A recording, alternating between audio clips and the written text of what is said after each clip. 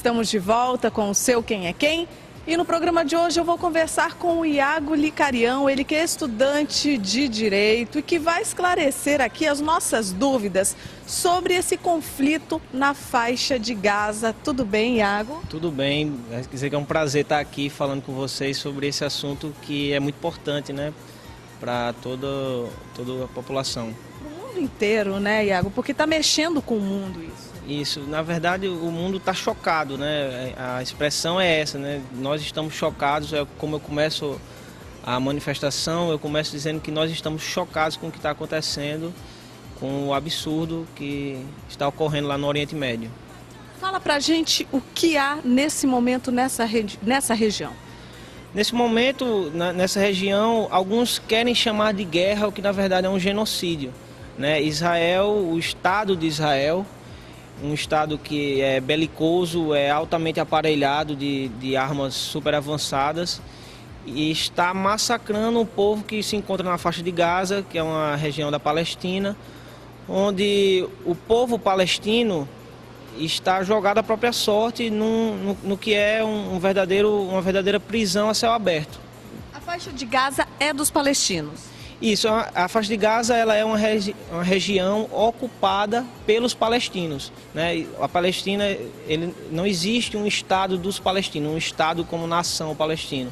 Então é a região que, segundo as leis internacionais, ela é tida como uma região militarmente ocupada. E o povo palestino vive ali?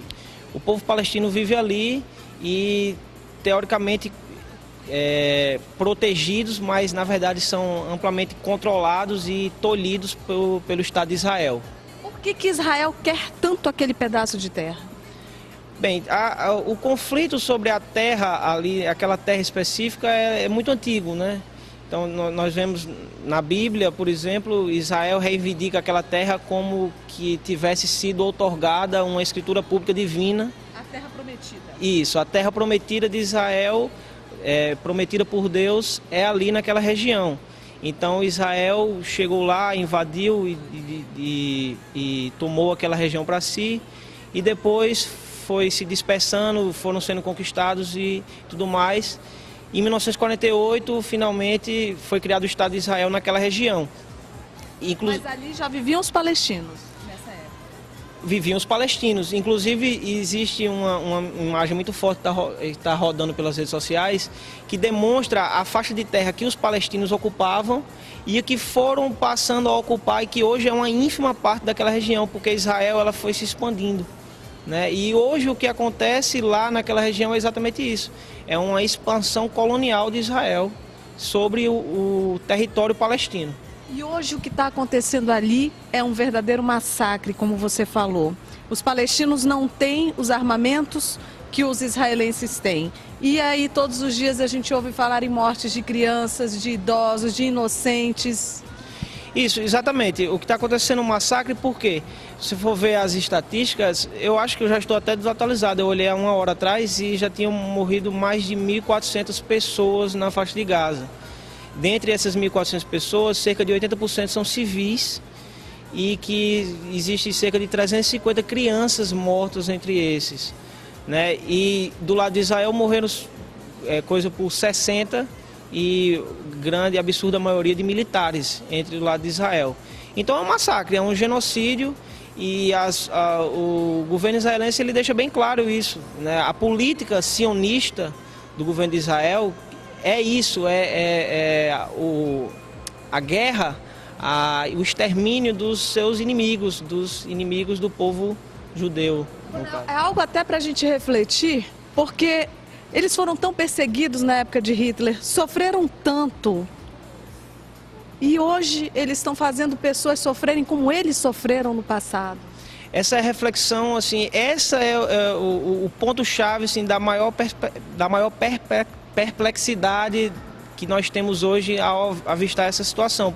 Inclusive, esse é um ponto que os grupos, porque existem grupos judeus anti-sionistas, anti o Estado de Israel, que estão contrários ao Estado de Israel. Contra tudo isso que está acontecendo. Isso, principalmente judeus ortodoxos, eles são contrários a toda essa política sionista e eles, inclusive, afirmam que a política sionista ela usurpou o judaísmo, ela quer dar uma cara ao judaísmo que não é própria da cultura judaica, né? Que é essa política de extermínio e de guerra contra os seus supostos inimigos.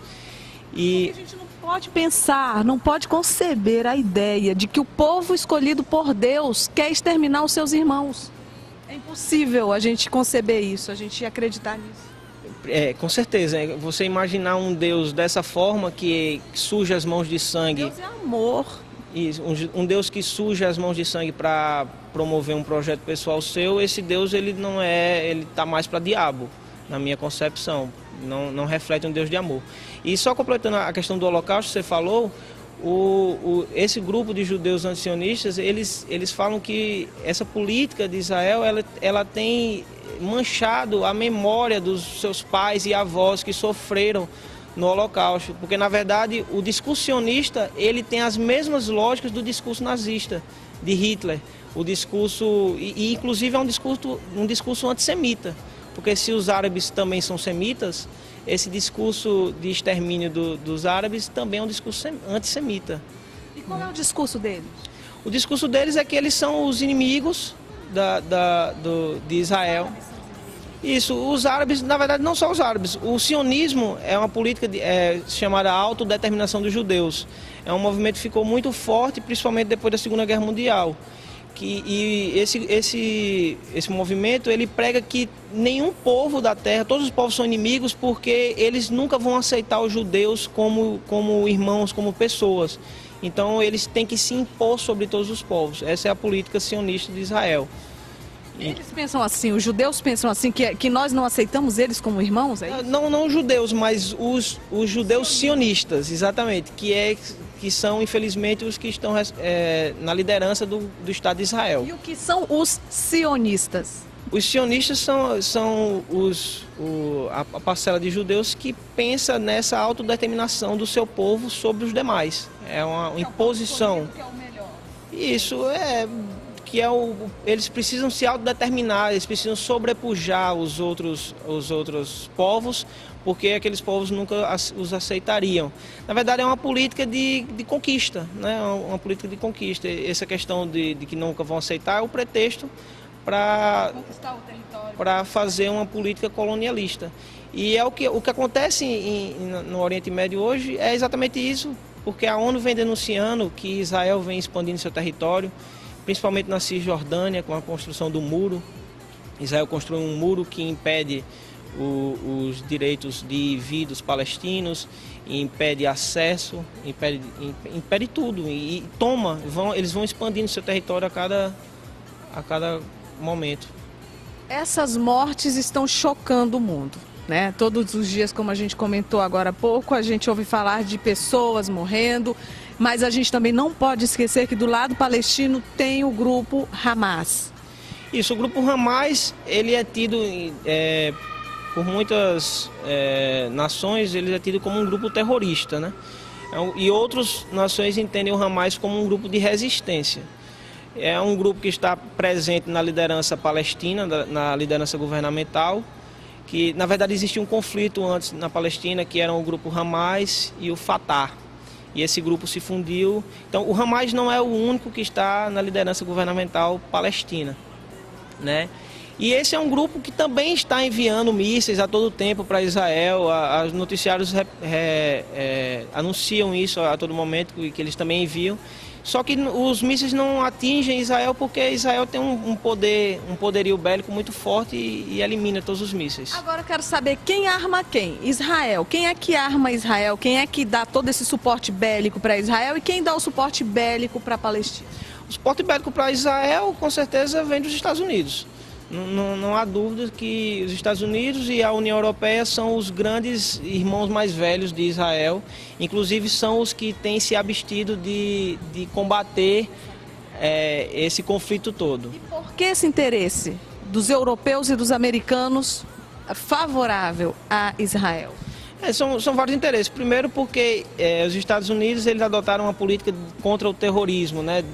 Isso ficou verificado desde os ataques do 11 de setembro. Os Estados Unidos nesse combate ao terrorismo, eles também demonstraram a mesma pretensão colonialista que Israel vem demonstrando hoje, né? Então, eles utilizaram esse pretexto de combate ao terror para conquistar poços petrolíferos no Iraque, na Síria, enfim, em vários outros lugares. Então, vem disso também os interesses. São interesses econômicos. O Estado de Israel é uma nação que tem acordos econômicos com esses países. Então, a Palestina não tem um Estado, não tem uma nação, não firma acordos comerciais com esses povos. Então, essa questão econômica é que realmente me parece o ponto forte do apoio de Israel. Eu vou fazer uma pausa, eu vou para o intervalo comercial, já já eu volto com o seu Quem é Quem. Fique ligado na TV Ativa, canal 20, a TV que revela Roraima.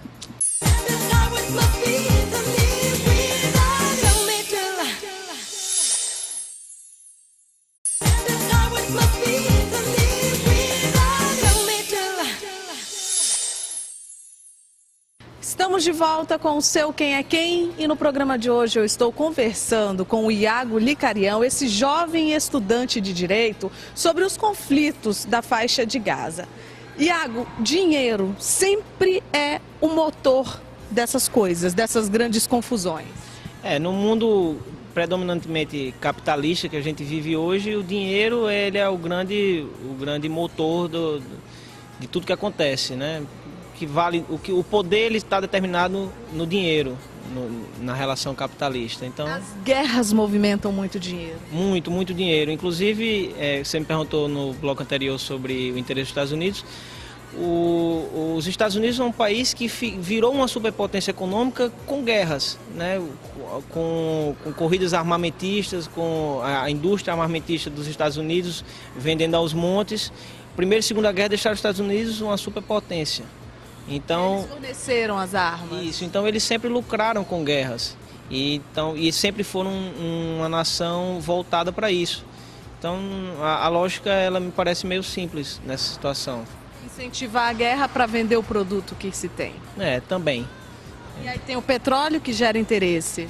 O petróleo é dinheiro, né? Hoje em dia o petróleo é uma fonte energética que está em escassez, então os Estados Unidos utilizaram anteriormente o pretexto do petróleo para poder invadir o Iraque com supostamente uma guerra ao terror. E nessa guerra ao terror eles aproveitaram para conseguir mais uns poços. Eu queria saber do seu interesse por esse assunto. Você está muito inteirado, está até fazendo uma movimentação aqui em Roraima, está criando aí um grupo para manifestar contra esse massacre na faixa de Gaza. O que te motivou a fazer isso? Então, a motivação ela é humana, porque assim como nós estávamos falando, o que está acontecendo na faixa de Gaza, dadas as devidas proporções, é uma repetição do que aconteceu no Holocausto. Inclusive, José Saramago, o autor Nobel da Literatura, ele anunciava que a faixa de Gaza era a nova Auschwitz. E se você for verificar a situação dos palestinos lá em Gaza, você vai ver as semelhanças que se tinha com os guetos, por exemplo, o gueto de Varsóvia, que existiam na época do nazismo, na época do Holocausto. Por quê? Porque o povo palestino está lá cercado, eles têm restritos direitos de ir e vir, há escassez de alimentos, né? Eles precisam de ajudas internacionais, educação precária, eles não têm acesso à água, sistema de esgoto precário. Energia lá era muito escassa e agora não tem, eles estão há mais de 3 dias sem energia porque Israel destruiu a usina de eletricidade de Gaza. Então a gente está vendo, principalmente no Twitter, que é uma rede social que tem movimentado muito em favor contra esse massacre. Então nós estamos vendo no Twitter a todo momento a situação precária de pessoas relatando como estão lá, e pessoas palestinos tweetando e informando como estão lá. São quantas pessoas nessa situação? Na faixa de Gaza, olha, a faixa de Gaza é bom se tocar nesse assunto porque tem se falado que os ataques de Israel, eles procuram atacar os grupos terroristas, né? Sendo que essa informação ela é muito manipulada porque a faixa de Gaza ela tem 1,8 milhões de habitantes. E o espaço territorial da faixa de Gaza é de 360 quilômetros quadrados. Então, só para ter uma noção dessa densidade, Boa Vista tem 270 mil habitantes e tem 5.400 quilômetros quadrados. As pessoas ficam amontoadas. Isso, é como se a gente pegasse 1 milhão de pessoas e colocasse no Caçari. Então não há ataque direcionado a um grupo terrorista. Toda bomba que cai na faixa de Gaza é direcionada a civis. Por isso que nós temos 80% de civis mortos, inocentes. O que está sendo feito para amenizar essa situação? Tem tido discussões, tem tido, por exemplo, o Brasil se manifestou publicamente contra, o Itamaraty se manifestou, retirou o embaixador do Brasil em Israel e se manifestou contra a desproporcionalidade que Israel vem praticando, né, nessas suas... Eles reconhecem que Israel tem direito de se defender dos mísseis enviados pelo Hamas e tudo mais, sendo que o que acontece lá é uma desproporcionalidade, né? Então o povo palestino está jogando a própria sorte. Fazia tempo que não tinha uma confusão tão grande nessa área. O que motivou? Qual foi o estopim para isso acontecer agora? Na verdade, nós tivemos um conflito semelhante na mesma região, da mesma forma em 2008, final de 2008 para 2009, nós tivemos o mesmo conflito e aconteceu da mesma forma, inclusive o número de mortos era o mesmo, morreram cerca de 1.400 pessoas.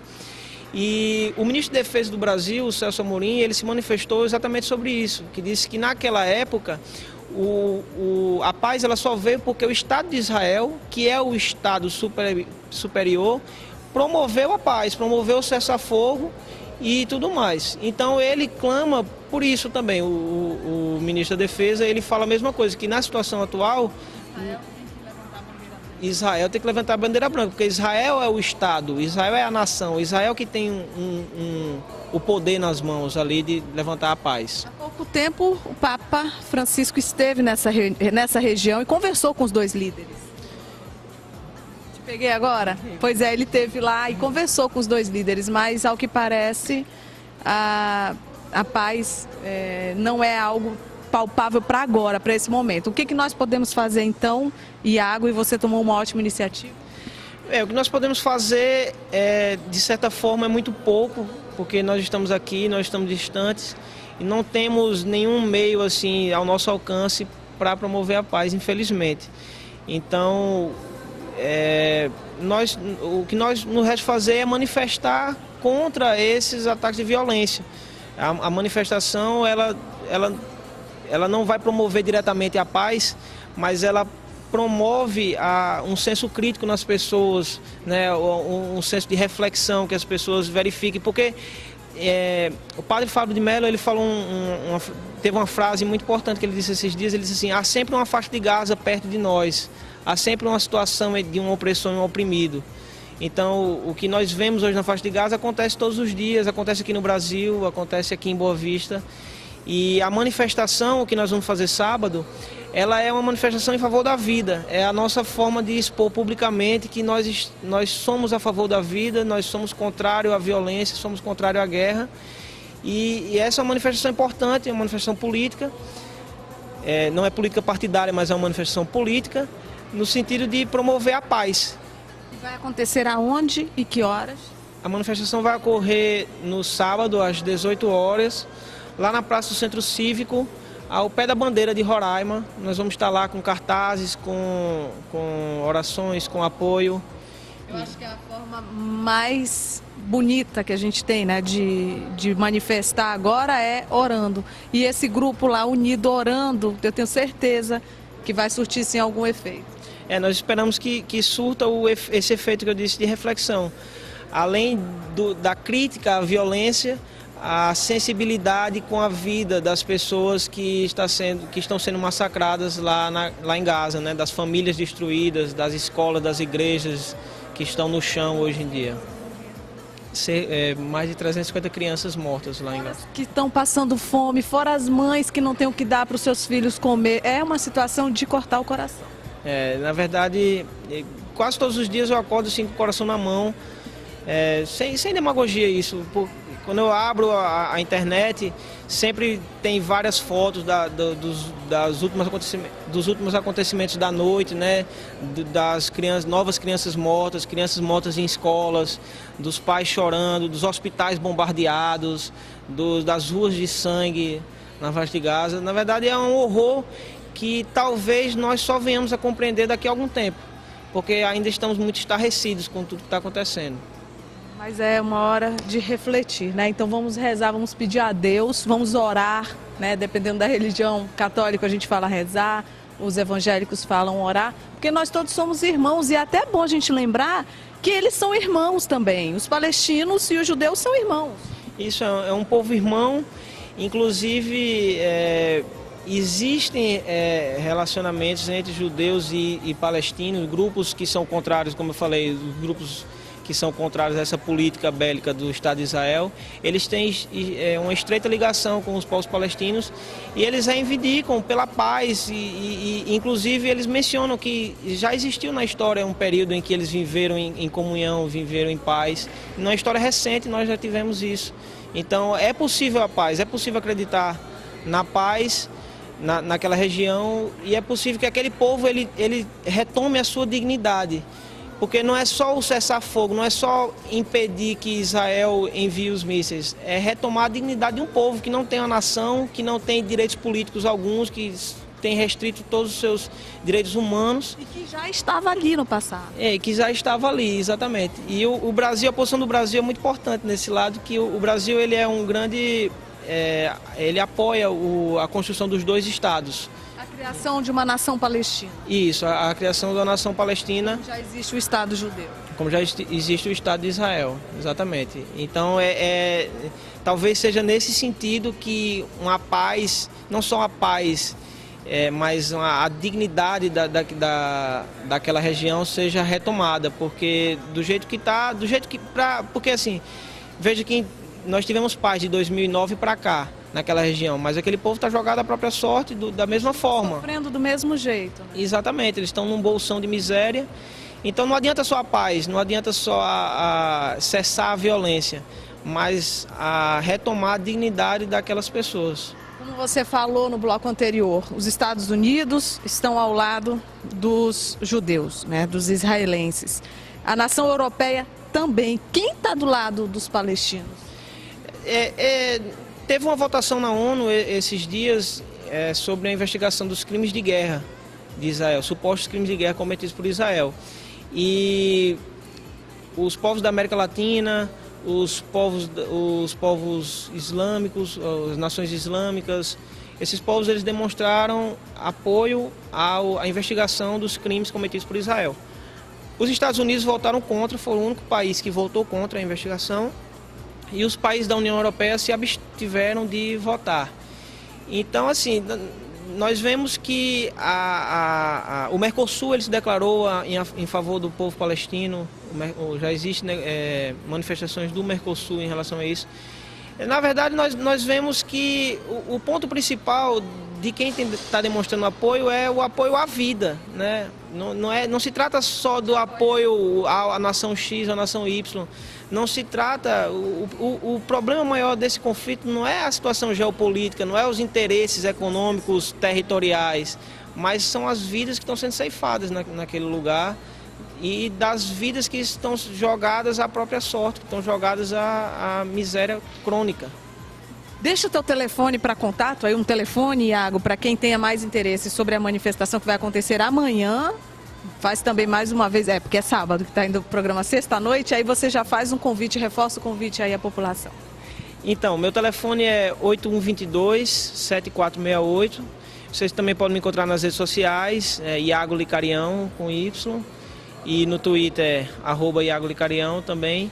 Lá eu estou sempre manifestando a respeito desse assunto e também estou compartilhando diariamente o evento do Facebook relacionado à manifestação, que vai ocorrer sábado. Iago, parabéns aí pela sua iniciativa, você é um jovem admirável. Muito obrigado pela oportunidade de estar falando desse assunto aqui. Espero ter esclarecido aí as dúvidas dos nossos telespectadores, eu também esclareci as minhas e eu quero agora agradecer aos nossos patrocinadores, porque sem eles nós não estaríamos no ar. Quero mandar um grande abraço para o Parima e toda a equipe daqui da Alemãs, também para todos lá do Pátio Roraima Shopping. Um beijo para a dona Rian, para o Dr. Chaim e a equipe do Grupo Mega Farma. Para as meninas lindas da Datel e da Gregory, olha, agora é a hora de trocar o guarda-roupa, viu? Promoções maravilhosas na Datel e na Gregory, inclusive para os homens. Dia dos Pais está chegando. Quer comprar um presente bem legal para o seu papai? Dê uma passadinha lá na Datel, que você vai achar um sapato maravilhoso para ele ou um chinelo. Tudo de bom. E a melhor parte, com preços inacreditáveis. E ainda pode parcelar no seu cartão de crédito. Também quero mandar um beijo para o Rodrigo, para o Cleudo e todos da Óculos e Companhia, para o Miro e para a Cláudia, lá do Salão Miro Cabeleireiros. Um abraço para o Dr. Haroldo Campos, da Faculdade Catedral, para a Marta Gardênia, da Euforia. Um beijo para a Aline e para o Luciano, lá do Instituto Batista de Roraima. Esses são parceiros do nosso programa e, de forma mais que especial, eu quero agradecer a sua audiência. Esse programa é feito com muito carinho para você, meu telespectador, para você, minha telespectadora. Um beijo no seu coração, um ótimo fim de semana e fique sempre ligado aqui na TV Ativa Canal 20, a TV que revela Roraima.